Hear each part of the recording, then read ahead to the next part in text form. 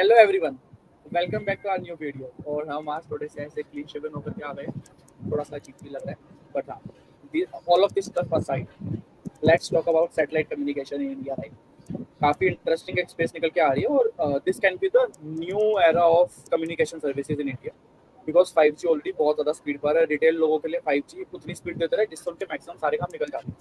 आप मेरे को जेन्युइनली बताओ, आपको 50 GB पर सेकंड का डेटा चाहिए क्या काम आ रहा है? 1 GB में भी तो काम हो रहा है बढ़िया वाला, दौड़ रहा है नहीं, कभी भी हमें फास्टर चाहिए। अब मांगने का तो हमें भी चांद चाहिए, लेकिन जो एक जो एक मेजर चीज निकल के आती है वो ये है कि इंडिया में इंटरनेट स्पीड बहुत अच्छी हो गई है, बट पेनिट्रेशन अभी भी इंडिया में 80-85% पॉपुलेशन तक गया, और जो यहाँ पर नहीं गया वो 15-20% पॉपुलेशन हुआ है, जो कि जोग्राफिकली लॉक्ड है, जहाँ तक सही से पहुंच नहीं पा रही है सरकार, जहाँ तक इंटरनेट की वो केबल्स बिछाने में दिक्कत आती है, केबल्स कट जाती है, अनरिलायबल रहता है और हार्ड टू रीच एरियाज। उसके लिए इलॉन मस्क का आप सब लोगों ने सुना होगा स्टारलिंक के बारे में, कि अमेजोन भी करता है, कि अमेजोन का उल्टो काफी छोटे स्केल पर है, बट इलॉन मस्क का जो स्टारलिंक है उसके बारे में आप लोगों ने सुना होगा कि सैटेलाइट से पूरा इंटरनेट भेज देता है। आप कहीं भी जाओ पूरी दुनिया में, अगर वो लोग उस कंट्री में सर्व करें तो वो लोग इंटरनेट दे देंगे। और इलॉन मस्क भाई तो इतने सैवेज हैं कि उन्होंने यूक्रेन की वॉर के बीच में बोल दिया कि आपका अगर इंटरनेट कट गया है तो मैं देता हूँ इंटरनेट, ले लो जितना चला। तो भाई थोड़े सैवेज हैं। भाई की अभी बात भी हो रही थी, और भाई अभी इंडिया आने भी वाले थे इलेक्शन से पहले, तो इलॉन भाई की बात सुनते सुनते अपने मोदी भाई ने बोला कि फटाफट जो भी डील है खत्म करो। लेकिन उसके चलते कुछ एक इंटरेस्टिंग डेवलपमेंट्स हुई। बट सबसे पहले हम एक वोडाफोन का जो की स्टॉक अभी इस पर्टिकुलर सेक्टर में से निकल के आया है, हम उसकी बात करना चाहेंगे। और मोटा भाई इसके पहले वोडाफोन में कूदे, क्योंकि वोडाफोन हमारा कंपनी नहीं है। सो उसके पहले हम इलॉन भैया के बारे में बताना चाहेंगे। एज मोटा भाई पर से हम बहुत जेलस है, मोदी जी इतना फेस टाइम दे रहे हैं इलॉन भैया को, लाइक होता है very bad behaviour Modi ji. Secondly Elon भैया is doing hard ball with Modi ji, क्योंकि दोनों पार्टीज को पता है कि वो दोनों टेस्ला को भी इंडिया में आना है, इंडिया भी चाहती टेस्ला है, लाइक होता ना इलेक्शन के पहले नहीं आके, क्योंकि ये election is short BJP election, so इतना बड़ा इफेक्ट नहीं पड़ेगा लाइक इलेक्टोरली मोदी जी को। सो आई थिंक इतना बड़ा कोई बहुत गेम प्ले नहीं हो रहा है इलॉन के द्वारा, बट आई थिंक इलॉन को लास्ट में थोड़ा झुकना पड़ेगा। इतना स्ट्रॉन्ग एटीट्यूड जो है आई डोंट थिंक इंडिया में चलेगा, हर कंपनी को झुकना पड़ा है, और इनको भी झुके, इनके लिए एक्सेप्शन कर देंगे ना तो फिर बाकी कंपनी से बोलेंगे हमारे लिए भी एक्सेप्शन करिए। सो आई थिंक एक वो मेजर चैलेंज है जो इलॉन भैया को सोचना होगा। अब आइए वोडाफोन के एफपीओ के बारे में बात करने के लिए। जैसे थिंकर भैया ने हमारे बताया कि होता है ना कि कैसे चल रहा है। देखिए एफपीओ क्या होता है ना, आपको पहले समझना होगा। एफपीओ बेसिकली क्या है, कंपनी बोल रहा है आप थोड़ा सा और मेरा ना शेयर, नया शेयर बना रहा है, तो बेसिकली जो एग्जिस्टिंग शेयर होल्डर है उसका स्टेक को कम कर रहा है, और जो हल्का कम कर रहा है ना उसका स्टेक को ज्यादा शेयर बढ़ा क्यों का, और बाकी लोग उसमें रुपया डाल रहे हैं, लिक्विडिटी के लिए होता है। तो बेसिकली क्या है कि अब जैसे आप बोल रहे हैं 9% प्रीमियम क्या होता है ना, लोग ना हाइप के चक्कर में ले लेते हैं, ऐसे क्या होता है ना कि बढ़ेगा बोल के हाइप में ले लेते हैं, और अभी लिक्विडिटी इन जनरल बहुत ज्यादा है मार्केट के अंदर। एक डिस्क्लेमर चला दिए थिंकर भैया अभी जो हम बोलने वाले हैं उसके पहले, कि ये कोई फाइनेंशियल एडवाइस नहीं है, हमारे जवान से निकल गया सेबी, हम देख रहे हैं आपको, हमारे जवान से कोई भी फाइनेंशियल एडवाइस नहीं निकल रहा है। तो मेरा कहने का मतलब यहाँ पे ये है सिंपल सा, कि जो भी वोडाफोन आइडिया का शेयर होल्डर है ऐसे नहीं होता है तो आप तुरंत लिए और तुरंत बढ़ जाएगा, पर लोग एफपीओ आईपीओ सब जनरल में ना यही कर लेते हैं, तुरंत लेके बैठ जाएंगे और उस समय प्रीमियम बढ़ जाता है, और फिर आप देखेंगे थिंकर भैया हमें बताएंगे 10% अगले दिन गिर गया है। तो बेसिकली 12 रुपया जाके 10% गिरना क्या हो गया, लाइक ना 10 रुपया 8 पैसा, लाइक तो लास्ट पेज पे बंद हुआ है वो शेयर। तो बेसिकली उससे क्या होता है ना, लाइक कि मार्केट में लाइक वो इतना बड़ा वॉल्यूम है ना उस शेयर का, इतना सारे शेयर्स है, तो बहुत सारे लोग बेचेंगे ना तो ऊपर नीचे होते रहता है, तो इसमें कोई बड़ा बात नहीं है। अगर आप जैसे देखें येस बैंक को देखिए, येस बैंक में भी सेम चीज होता है, इतना वॉलिटिलिटी है ना, बहुत ऊपर नीचे होते रहता है। तो पर्सनली स्पीकिंग मैं तो ऐसे वोडाफोन जैसे शेयर्स को अवॉइड करना चाहूंगा। देखिए सरकार घुस गई है, लगभग it's a motion of strength सरकार के द्वारा, कि हम इसे टू पार्टी वॉर नहीं बनाना चाहते एयरटेल और जियो के बीच में, हम चाहते हैं वोडाफोन भी जिंदा रहे। पर अगर आप देखें इंडस्ट्रियलिस्ट जो है बिरला जी है हमारे, लाइक होता ना, और जो वोडाफोन है जो यूके बेस्ड कंपनी है, उन दोनों ने बोल दिया भैया हम पे पैसे ना आए, हमारे को माफ करो, हम बहुत नुकसान झेल चुके हैं, हमसे होगा नहीं। अब हम आगे बात करेंगे कैसे लाइसेंसिंग, जिसकी वजह से वोडाफोन एयरटेल और सबको बहुत दिक्कत हुआ है, बहुत डेट्स है इनके ऊपर में, वो आने वाले टाइम में लाइसेंसिंग कैसे चेंज हो रहा है इकोसिस्टम में, पहले ऑप्शन होता है लाइसेंसिंग का, और अब क्या हो रहा है, अब वो हमारे थिंकर भैया बताएंगे, उन्होंने रिसर्च किया इसके ऊपर है थिंकर भैया। लेकिन उसके पहले मेरे को एक और चीज बोलनी है। देखो कंपटीशन तो बढ़िया है, सरकार तो इसलिए घुसी है ना, पर हम अगर देखें, अगर कमरे में बैठ के वोडाफोन का सिग्नल ना आए तो क्या ही करेगा। और बाकी भी मोटा भाई बगल में बैठे हैं तो हम ज्यादा बोलना नहीं चाहिए। सही बात है भाई, मोटा भाई देख रहे हैं थिंकर को, ज्यादा बोलने ना वो फालतू हमारे बारे में कुछ। पे बैठना भी है ना, सीधा हिला देंगे।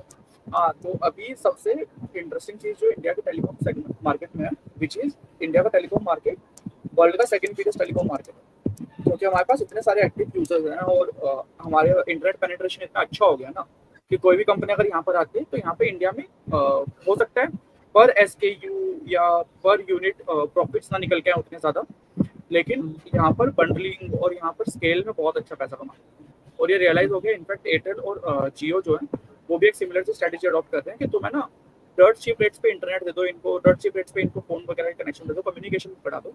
एक बार जब इंटरनेट वगैरह चला गया तो और 50 रेवेन्यू से पैसे कमाएंगे कि आपको सब्सक्रिप्शन से लूप इन करके रखेंगे, एसोसिएटेड सर्विस दे देंगे।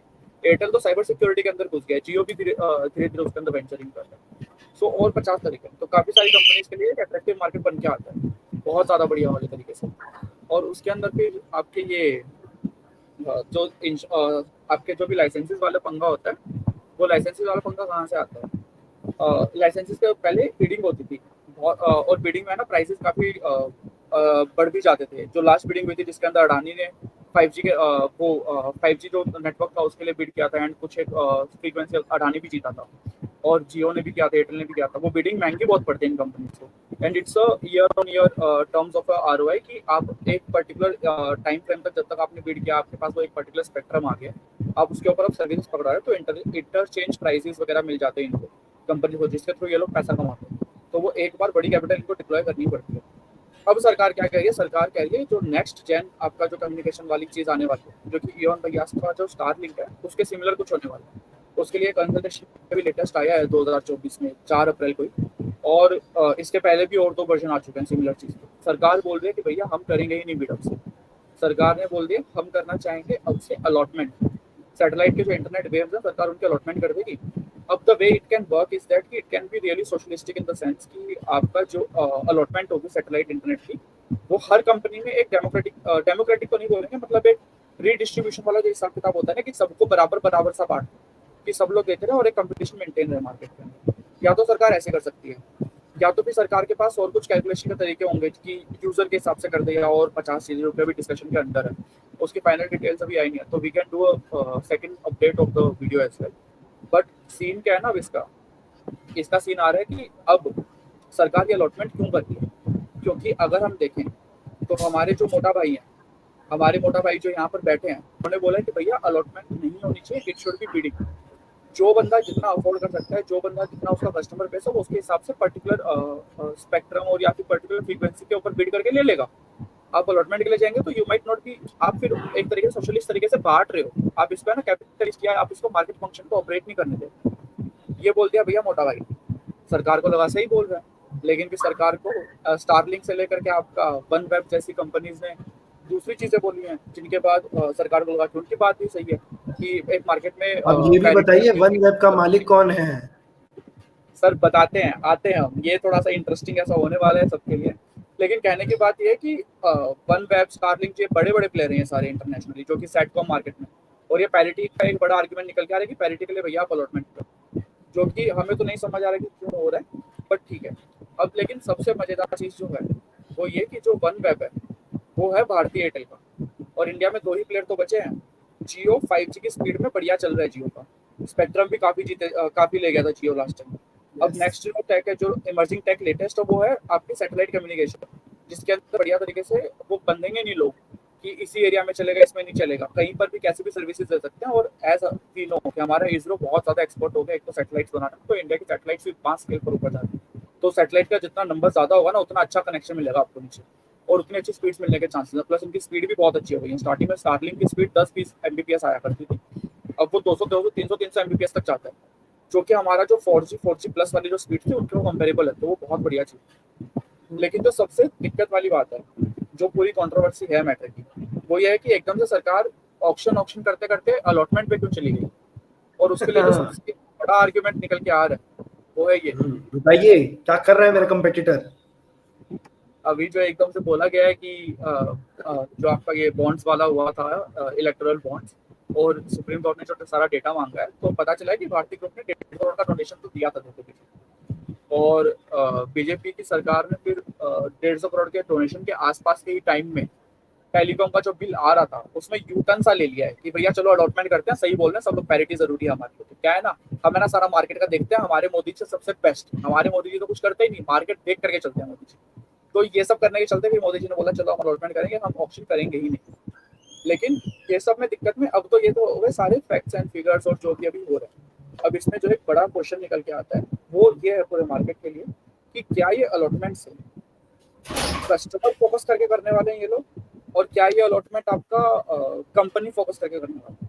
बिकॉज अगर कस्टमर फोकस करके करते हैं तो इनके लिए बहुत मुश्किल हो जाएगा डिफाइन करना कि कौन सा नेटवर्क कहाँ पर कितने अच्छे से काम करेगा, बिकॉज सैटेलाइट तो हर जगह जा सकती है और करंट जो इनकी पेनिट्रेशन है हर कंपनी की कंपेरेबल है। आपका आज की डेट में नेटवर्क की उतनी दिक्कतें आती नहीं है जियो और एयरटेल में, और मोटा मोटी जब भी आते हैं वो स्पेक्ट्रम शेयर करके ये लोग मैनेज कर लेते हैं इंटरचेंजेस के थ्रू। क्या वो सिमिलर चीज यहाँ पर होगी, प्लस इंटरचेंज वाली और एक चैलेंज निकल के आएगा इसके अंदर कि जो यहाँ इंटरचेंज पे फीस बीच में लगती आना थी वो चाहूंगा, कैसे बना।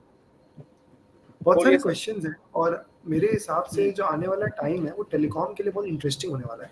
देखिए समझिए, लाइक होता है ना, अब मोदी जी के थर्ड टर्म में अब ना लेगेसी की बातें चालू हो गई, ठीक है।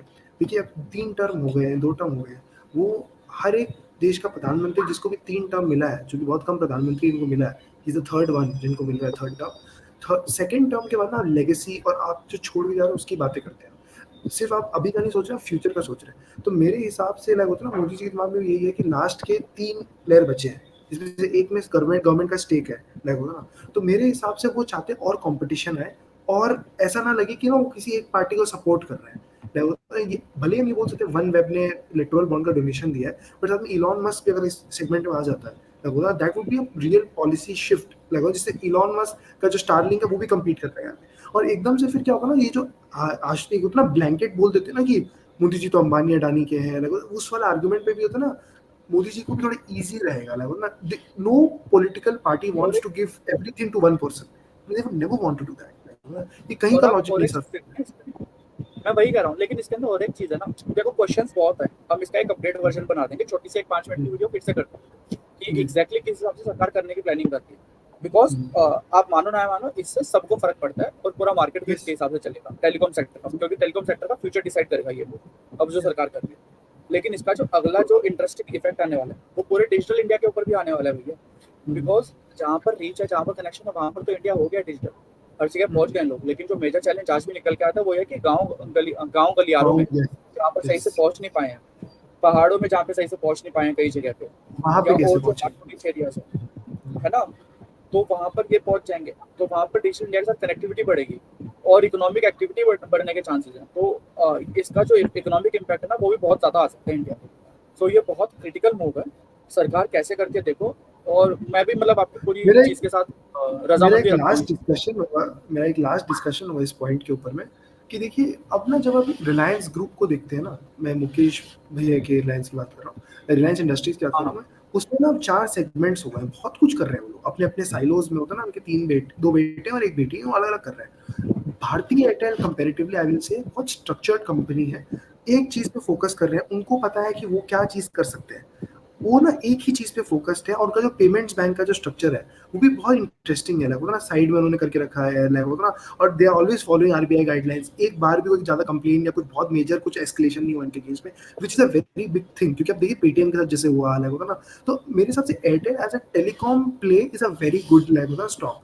अगेन रिकमेंड नहीं कर रहा हूँ मैं कोई भी चीज को, पर मैं बोल रहा हूँ कि ऐसे अगर आपको टेलीकॉम और आप इंडिया का जो टेलीकॉम स्टोरी है, क्योंकि देखिए अभी तो हम 15% भी नहीं पहुंचे हैं। जो ग्रोथ आने वाला है, नेक्स्ट लेवल सैटेलाइट वाला होगा, आप समझिए जब प्राइजेस और कम हो जाएंगे, और प्राइजेस सिर्फ कम नहीं होंगे, एक्सेसिबिलिटी भी बढ़ जाएगी। लगभग जब विलेजेस में अच्छा हाई स्पीड इंटरनेट आ रहा है धीरे धीरे, लगभग ना, अगेन मैं आपको कुछ वीडियो पुरानी की बात में लेके जाऊंगा। जब इंडिया का डॉलर के साथ जो करेंसी डिफरेंशियल है, आज एक डॉलर 80 रुपया है, जब वो कम हो जाएगा, लगभग $1 40, $1 20, अचानक से ना परचेजिंग पावर बढ़ जाएगा। तब वो विलेजेस को वो सर्विसेज ना और ज्यादा चाहिए होगा, और वो पे भी कर पाएंगे उस चीज, क्योंकि हमारा करेंसी स्ट्रांग होगा। तो तब ये सब जो ओवरऑल स्ट्रक्चरल चेंजेस है ना, कि सैटेलाइट वाला जो टेक्नोलॉजी है जो डायरेक्टली विलेजेस में दे सकते हैं, वो हाई स्पीड इंटरनेट उनको भी चाहिए होगा। देखिए सबको पता है कि इंटरनेट इज द फ्यूचर, और हमारे लिए तो जो सिटीज में रहते हैं उनको ऑलरेडी पता है इंटरनेट इज हियर। गाँव में अभी भी इंटरनेट का यूज केसेस बढ़ते जा रहा है, और जैसे आप देखते हैं इस करंट सरकार को, हर चीज ऑनलाइन है। आजकल किसान को भी कुछ चाहिए ना, वो भी ऑनलाइन मिल जाता है उसको। कुछ फालतू पटवारी के पास में या होता ना कोई डीएम कलेक्टर के जाने की जरूरत नहीं है, या कोई ठेकेदार के पास में, हर कुछ ऑनलाइन मिल रहा है। तो हर आदमी ना और ज्यादा कनेक्टेड फील करना चाहता है, और अगर वो परचेजिंग पावर बढ़ जाएगा ना करेंसी की वजह से, जो आई थिंक होने वाला है 5 साल में या 10 साल में, मेरे हिसाब से 5 विल बी वेरी ऑप्टिमिस्टिक, 10 साल I think can be possible, वो एक मेजर शिफ्ट होगा। तो ये स्टॉक्स है ना, जैसे एयरटेल हो गया आपका, वोडाफोन हो गया, these have that scope growth का। जो भी इन्वेस्ट कर रहे हैं ना एट दीज प्राइसेस इन दो कंपनीज में, उनका लॉजिक बहुत सिंपल है। रिलायंस इंडस्ट्रीज वो एक अलग ही बेहिमत है। देखिए आप सिर्फ जियो में इन्वेस्ट नहीं कर सकते, आज रिलायंस एज अ होल में इन्वेस्ट कर रहे हैं, तो आप वो बास्केट केस में इन्वेस्ट कर रहे हैं, तो उसका अलग थीसिस है कि आपको जियो मार्ट पसंद है या जियो पसंद है या क्या पसंद है। कल को कार्व आउट होते हैं तो वो एक अलग चीज है, बट आज के हिसाब से Jio Reliance is a basket case. तो मेरे हिसाब से अगर आप इन्वेस्ट करना चाह रहे हैं, रिकमेंड नहीं कर रहा हूँ मैं, इन्वेस्ट करना चाह रहे हैं तो आप देख के करिए आप किस में इन्वेस्ट करना चाहते हैं। आप एक बास्केट केस में इन्वेस्ट करना चाहते हैं या आप बहुत बुलिश है टेलीकॉम पे, तो आप एयरटेल पे करना चाहते हैं। और अगर आपके पास लाइक होगा ना कुछ पैसे हैं जहाँ पे आप हाई रिस्क खेलना चाहते हैं, जहाँ पे होगा ना लाइक रिटर्न की टर्न अराउंड स्टोरी की बात कर रहे हैं, कि होता है ना वो बिजनेस अभी ठप पड़ा हुआ है वोडाफोन आइडिया का, और जहाँ से कुछ ऐसा ले आते हैं वो लोग, कुछ ऐसा चेंज ले आते हैं, हाई एंड टेक्नोलॉजी चेंज, जो जैसे भारतीय एयरटेल ला रही है, इससे वोडाफोन भी टाई अप कर सकता है कि हाई एंड स्पीड सैटेलाइट ले और उनका सर्विस बेटर हो जाए, प्राइसेस बेटर हो जाए, अचानक से they have also turn around story उनके अंदर। तो वो और स्टॉक का बिरला जी प्राइस तो भी बोल ही रहे स्टॉक हैं, अभी वही बिरला जी ने बोला आपके कंपटीटर ने कि वही हमारे हम पिताजी भी वोडाफोन बोल चेंज रहे कर हैं। देंगे। एग्जैक्टली। और एक और चीज क्या है ना, ये मैं आपको बताना चाहता हूँ कि बिरला जी एज अ होल ना बहुत एक्साइटेड हो गए हैं। बिरला जी, बिरला से never the most expansionary business family, वो कभी इतना एक्सपैंड नहीं करते ज्यादा करके। तो अगर आप देखें वो अभी बोल रहे हैं कि होता है ना वो पेंट की इंडस्ट्री में आ रहे हैं, एशियन पेंट्स को टक्कर देने, वो लोग वोडाफोन आइडिया में भी रिस्ट्रक्चर कर रहे हैं, पैसा नहीं डाल रहे हैं और पर दिमाग लगा रहे हैं। देखिए वोडाफोन आइडिया को ना एट दिस मोमेंट दिमाग और स्टेबल मैनेजमेंट का जरूरत है जो उसको गाइड करे, और बिरला जी के पास इनफ स्टेक है इस कंपनी के अंदर ना कि उनके पास इंसेंटिव है कि इस बिजनेस को ठीक करें। तो मेरे हिसाब से अगर आप देख रहे हैं टेलीकॉम स्पेस ना खुलता हुआ दिख रहा है मेरे को, रेगुलेशन से परे हो रहे हैं हम, ये एलोकेशन और लाइसेंसिंग वाला जो सिस्टम है ना, तो काफी इंटरेस्टिंग लग रहा है। देखिए कुछ खराब हो सकता है इसमें या कुछ करप्शन हो सकता है, हर जगह होता है करप्शन, कहाँ नहीं होता है जी आप बताइए। पर मेरा पॉइंट क्या, अगर एक बेटर आउटकम होता है इससे और उतना और प्लेयर्स को आप लाएं देते और कंपटीशन आता है, then that would be a very welcome change, और I think it would be very nice, क्योंकि लाइक और लोग आ रहे हैं और कंज्यूमर को बेनिफिट मिलेगा।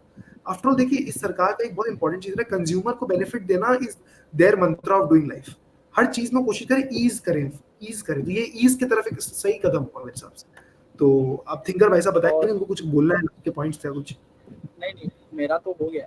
मैं कह रहा हूँ कि देखते हैं अब ये कंसल्टेशन के बाद जैसे आएगा, it will be on news as well. आप लोग देखेंगे, कमेंट सेक्शन में लिख दो अगर चाहिए एक अपडेट वीडियो, जब यस, अपडेट आते हैं हम डाल देंगे। लिखो ना भाई और एक बड़ा कमेंट में क्वेश्चन, प्लीज। हाँ लेकिन और एक बड़ा क्वेश्चन, अब ये पूछ लेते हैं, मतलब ट्राई करते हैं नेक्स्ट वीडियो से भी सेम चीज पूछेंगे, विच इज आपको क्या लगा सैटेलाइट कम्युनिकेशन से जो इंडिया का सीबीडीसी है उस पर क्या इम्पैक्ट आएगा और क्या ये रिलेटेड भी है।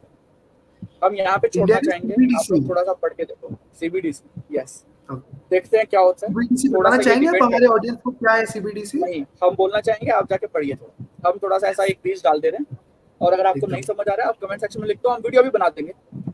और अगर आपको चाहिए हम कमेंट सेक्शन में आपके साथ हम डिबेट भी करने के लिए रेडी हैं। चलिए हम यहाँ पे खत्म करना हमारे चाहिए। बोलिए हमारे फटाफट। लोग ना बहुत फ्री बैठे हैं, हम सब करेंगे, पर आप कमेंट करिए, हमारा एंगेजमेंट बढ़ाइए, आप ऐसे नहीं चलेगा। ये तो जरूरी है। चलो बाय, टाटा। Bye bye.